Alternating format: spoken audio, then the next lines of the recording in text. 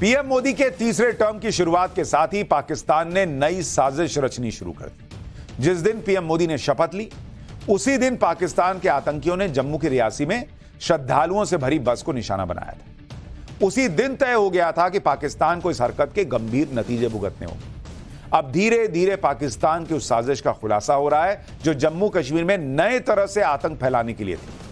पाकिस्तानी आतंकी नए प्लान के तहत जम्मू कश्मीर में अपना फन फैलाने की कोशिश कर रहे हैं, लेकिन अब पाकिस्तान की कोई भी साजिश कामयाब नहीं हो पाएगी, क्योंकि आतंक के खिलाफ पीएम मोदी की एक ही नीति है, आतंक का बदला घर में घुसकर लिया जाएगा। पाकिस्तान को फिर से करारा जवाब मिलेगा, यह बार बार चर्चा का विषय बन रहा है। पाकिस्तान को सर्जिकल स्ट्राइक और एयर स्ट्राइक से पीएम मोदी के काम करने का तरीका पता चल चुका है, और इस बार पीएम मोदी क्या करने वाले हैं, यह सोच सोचकर पाकिस्तान में लोगों का चैन उड़ा हुआ है। पाकिस्तान की सरकार और वहां की सेना तो यह सोचकर ही दंग है कि पाकिस्तान का पूरा प्लान भारत ने डिकोड कर भी लिया, और उसके बाद अब भारत आगे की योजना बना रहा है। पाकिस्तान की हालत इसलिए खराब है क्योंकि पिछले 4 दिन में भारत के जम्मू में 4 आतंकी घटनाएं हुई और सभी में पाकिस्तानी आतंकियों के शामिल होने के सबूत दिखे। आप देखिए, जम्मू कश्मीर में पिछले 4 दिनों में रियासी में एक आतंकी हमला, कठुआ में एक आतंकी हमला, डोडा इलाके में 2 आतंकी वारदात हुई। इन आतंकी हमलों का डायरेक्ट कनेक्शन पाकिस्तान से निकल रहा है, और अब यह भी लगभग तय माना जा रहा है कि पाकिस्तान की फौज और आईएसआई ने मिलकर इन आतंकी हमलों को अंजाम दिया है। आपको इन आतंकी हमलों के बारे में थोड़ी और जानकारी देता हूं कि 9 जून को जम्मू के रियासी इलाके में कटरा जा रही श्रद्धालुओं की बस पर आतंकी हमला हुआ था, जिसमें 9 श्रद्धालुओं की मौत हुई, 41 घायल हुए। 11 जून को जम्मू के कठुआ के सैदा खुदल गांव में आतंकियों ने हमला किया। 2 आतंकियों ने पानी मांगने के बहाने घरों के दरवाजे खुलवाए और हमला कर दिया। हमले में एक ग्रामीण घायल हुआ, जबकि एक आतंकी मारा गया। 11 जून को ही जम्मू के डोडा में आतंकियों ने पुलिस चेकपोस्ट पर हमला किया। हमले में 5 जवान और एक स्पेशल पुलिस ऑफिसर घायल हुआ। हमले की जिम्मेदारी आतंकवादी संगठन कश्मीर टाइगर्स JEM जैश ने ली। 12 जून को डोडा में आतंकियों और सुरक्षा बलों में मुठभेड़ हुई। हमले में स्पेशल ऑपरेशन ग्रुप के एक कांस्टेबल के घायल होने की खबर है। आतंकियों की तलाश के लिए इलाके में सर्च ऑपरेशन जारी है। इन सारे हमलों में एक खास बात यह थी कि सारे हमले जम्मू के इलाके में हुए, और इससे पहले आतंकी कश्मीर घाटी को निशाना बनाते थे, लेकिन अब उनका प्लान बदला हुआ सा लग रहा है। यह क्यों बदला, यह आगे आपको बताऊंगा। जिन आतंकियों ने इन वारदात को अंजाम दिया है, उसमें से कुछ तो मार गिराए गए हैं और कुछ की तस्वीरें और स्केच पुलिस ने जारी किए। डोडा में जिन आतंकियों ने हमला किया था, ये उनके स्केच हैं जो जम्मू कश्मीर पुलिस ने जारी किए। इन आतंकियों के बारे में जानकारी देने वाले को 5 लाख रुपए का इनाम दिया जाएगा। इसी तरह से रियासी में श्रद्धालुओं की बस पर हमला करने वाले एक आतंकी का स्केच जारी किया गया। यह वही आतंकी है जिसने बस पर हमला किया था। इसके बारे में जानकारी देने वाले को 20 लाख रुपए का इनाम दिया जाएगा। जम्मू में जिस तरह से आतंकी हमले हुए हैं, उसके बाद पीएम मोदी ने आज हाई लेवल मीटिंग की। पीएम ने अपने तरीके से काम करने का जो उनका तरीका रहा है कि अपने तरीके से काम करते हैं, बिना सोचे बिना प्लान बनाए वो कुछ नहीं करते। आज हुई हाई लेवल मीटिंग में पीएम मोदी के साथ गृह मंत्री अमित शाह, NSA अजीत डोभाल भी शामिल हुए। जम्मू कश्मीर के LG मनोज सिन्हा भी इस बैठक में मौजूद थे। बैठक में आतंकी हमलों के खिलाफ अब तक उठाए गए कदमों के बारे में पीएम मोदी को जानकारी दी गई। बैठक में पीएम मोदी ने साफ शब्दों में कहा कि पूरी ताकत के साथ आतंक से निपटिए, जो भी संसाधन है सबका इस्तेमाल कीजिए, सारी एजेंसी मिलकर एक्शन लें, आतंक का जवाब देना जरूरी है। यानी पीएम मोदी ने 2 टूक कह दिया है कि आतंकवाद और आतंकियों से निपटने के लिए जो भी किया जा सकता है वो कीजिए बॉस। सेना को एक तरह से खुली छूट दी गई है। भारत में जिस तरह से आतंक के खिलाफ प्लानिंग हो रही है, उससे पाकिस्तान में खलबली मच गई। वहां लोगों की नींद उड़ गई है यह सोचकर कि भारत क्या करने वाला है। एक बार पाकिस्तान में लोगों का हाल देखिए, फिर बताता हूं कि कैसे भारत आतंक का खात्मा करने वाला है और पाकिस्तान ने कैसे रणनीति बदली है आतंकियों को लेकर, और यह फैल्कन 50 प्लान है क्या।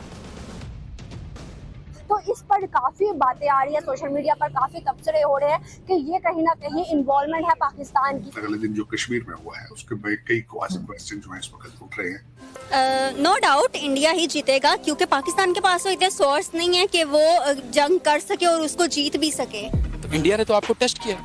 इंडिया ने तो ये देखा है कि क्या आपके पास इतनी कैपेसिटी, इतनी कैपेबिलिटी है कि क्या आप उनके मिसाइल्स को रोक सकते हैं। इंडिया का कुछ अपना दुश्मन मानता है ना, मैं कहता हूँ वो पाकिस्तान का सबसे बड़ा दुश्मन है। वाह, बहुत बड़ी बात कह दी इंडिया का जो दुश्मन मानता है वो पाकिस्तान का सबसे बड़ा दुश्मन है। हाँ। हालात में पाकिस्तान के फ्यूचर पे कमेंट करना, मैं सिर्फ इतना कहूँगा कि अल्लाह हिफाजत करे। मतलब पाकिस्तान के पास है कि आज उन्होंने आके जिसके ऊपर उन्होंने कब्जा करना है, उनकी मतलब एक कंपनी हमारी टोटल GDP से ज़्यादा है, उसकी जो नेटवर्थ है यानी पाकिस्तान में लोगों की हालत अभी खराब हो रही है कि अल्लाह बचाए पाकिस्तान को, क्योंकि उनको लग रहा है कि जो हो रहा है नरेंद्र मोदी सरकार फिर पता नहीं क्या करेगी। आतंकी हमलों के बाद सुरक्षा एजेंसियां एक्टिव हुई हैं और आतंकियों की तलाश तेजी से हो रही है। आतंकी हमले करने वाली जगहों पर सर्च ऑपरेशन जारी है। सेना, बीएसएफ और जम्मू कश्मीर पुलिस का ज्वाइंट ऑपरेशन 200 से ज्यादा लोगों को हिरासत में लेकर पूछताछ हो रही है। कठुआ में हमला करने वाला एक आतंकी मारा गया है। ड्रोन और हेलीकॉप्टर से तलाशी चल रही है। आतंकियों के एक मददगार को गिरफ्तार भी किया गया है। जो आतंकी मारे गए हैं उनके पास से ऐसे ऐसे हथियार मिले हैं कि आप हैरान रह जाएंगे। ये तस्वीरें देखिए, गोलियों और हथियारों का पूरा जखीरा लेकर आए थे ये लोग। आतंकियों के पास से जो सामान मिला है उसमें पाकिस्तान की बनी चॉकलेट और दवाएं भी शामिल हैं। यानी ये आतंकी पाकिस्तान से ही आए थे। आतंक के खिलाफ पीएम मोदी ने सेना को खुली छूट दे रखी है। यह तय है कि आतंकियों का खात्मा बहुत जल्द होगा, लेकिन यहां आपको पाकिस्तान की साजिश को भी समझना चाहिए।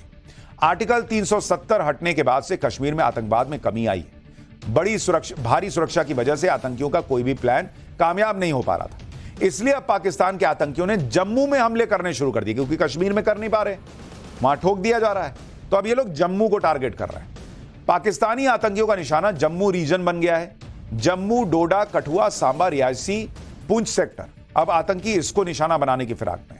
इस मैप में आप देखिए कि सारे इलाके पीओके से सटे हुए हैं और पीओके में आतंकियों ने अपने लॉन्च पैड बनाए हुए हैं, जहां से आतंकियों की घुसपैठ कराई जाती है। यह पूरा पीर पंजाल रेंज का इलाका है और यह इलाका काफी दुर्गम है। यहां छोटी बड़ी कई पहाड़ियां हैं, नदियां हैं।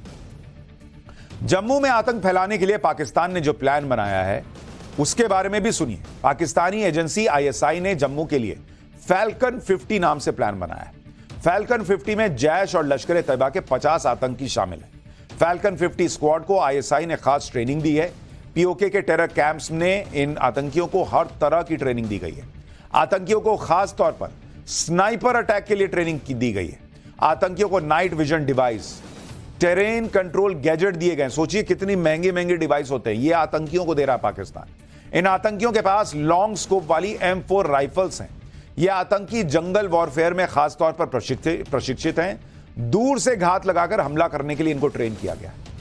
रियासी में इसी तरह से श्रद्धालुओं से भरी बस पर हमला किया गया था और हमला करने के बाद आतंकी फरार हो गए। जम्मू के लिए पाकिस्तान और आईएसआई जिस प्लानिंग पर काम कर रहा है उसका पता भारतीय एजेंसियों को भी है और उसी हिसाब से काउंटर टेररिज्म ऑपरेशन चल रहा है। लेकिन इस बार पाकिस्तान ने अपनी रणनीति चेंज की।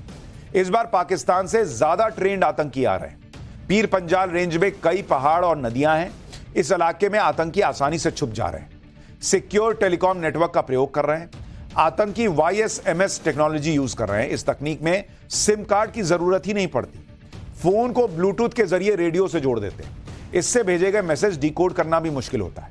कोई डिजिटल सर्विलांस नहीं हो पाता।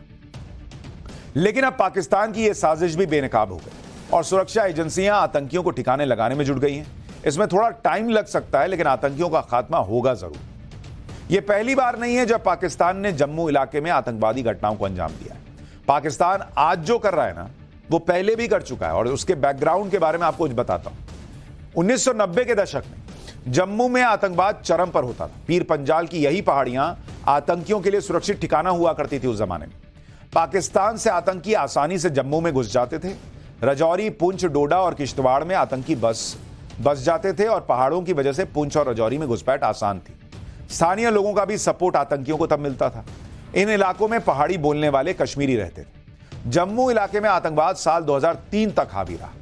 उसके बाद वहां स्थितियां बदली, लेकिन अब फिर ये लोग जम्मू को टारगेट कर रहे हैं। पीर पंजाल रेंज और जम्मू से आतंकियों के खात्मे के लिए साल 2003 में भारत ने एक खास ऑपरेशन शुरू किया था। उस समय केंद्र में अटल बिहारी वाजपेयी की सरकार थी और अटल जी ने एक ही झटके में जम्मू से आतंकवाद का खात्मा कर दिया था। 2003 में अप्रैल से मई तक ऑपरेशन सर्प विनाश चलाया गया। ऑपरेशन सर्प विनाश में कुल 64 आतंकवादी मारे गए। ऑपरेशन के दौरान आतंकियों का पूरी सिस्टम जो है उसके बारे में पता चला।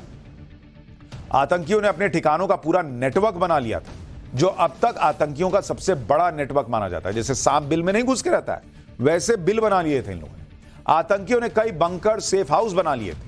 ऑपरेशन सर्प विनाश में आतंकियों का पूरा नेटवर्क तब की सरकार ने, अटल बिहारी वाजपेयी सरकार ने तबाह किया। उस समय आतंकियों ने 150 किलोमीटर के इलाके में अपना नेटवर्क बनाया था और आतंकियों के पास से सैटेलाइट फोन होते थे। मुखबरी करने वाले स्थानीय लोगों को ये लोग मार देते थे, इसलिए कोई कुछ बोलता नहीं था।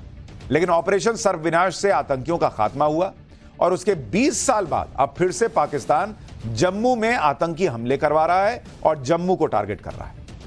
ऑपरेशन सर्वविनाश के बाद अब तक जम्मू शांत है। अब एक बार फिर से पाकिस्तान की नजरें जम्मू पर है। पाकिस्तान और आतंकी संगठन कश्मीर छोड़कर जम्मू में क्यों आतंकी घटनाएं कर रहे हैं, उसकी वजह भी सुनिए। दरअसल अनुच्छेद 370 हटने के बाद कश्मीर में बड़ा बदलाव आया। कश्मीर में काउंटर टेरर ऑपरेशन तेजी से चले। 370 हटने के 3 साल के दौरान 596 आतंकी मारे जा चुके हैं। आतंकियों का ग्राउंड वर्कर नेटवर्क खत्म हुआ। आतंकियों के करीब 635 सहयोगियों को अरेस्ट किया गया। कश्मीर में आतंकियों का पूरा इकोसिस्टम खत्म हुआ। अलगाववादियों और टेरर फंडिंग पर लगाम लगाई गई। आतंकियों को स्थानीय लोगों का समर्थन भी धीरे धीरे बंद हो गया। इस वजह से कश्मीर घाटी में आतंकियों के सारे मंसूबे फेल होने लगे। तो पाकिस्तानी आतंकियों ने जम्मू के लिए वारदात करना शुरू किया और 2021 में पहली बार जम्मू के रामगढ़ में आतंकियों की घुसपैठ की जानकारी मिली। पाकिस्तान आतंक को बढ़ावा दे रहा है, लेकिन उसकी खुद की हालत खराब है। पाकिस्तान ने अपना बजट पेश किया तो उसमें भारी भरकम टैक्स लगाया है। आप सोचिए, पब्लिक से ये लोग टैक्स वसूल रहे हैं और यहां आतंकियों को भारी भरकम मोटे पैसे से खरीदे जाने वाले हथियार दे रहे हैं। ये तो इन लोगों का हाल है। पाकिस्तान की जनता टैक्स का बोझ उठा रही है और पाकिस्तान की सरकार और फौज आतंकियों को दामाद की तरह रख रही है। ये इस देश का क्या हाल होगा, आप सोचिए। ये नहीं बदलने वाले भाई, इनका कुछ नहीं हो सकता। खैर।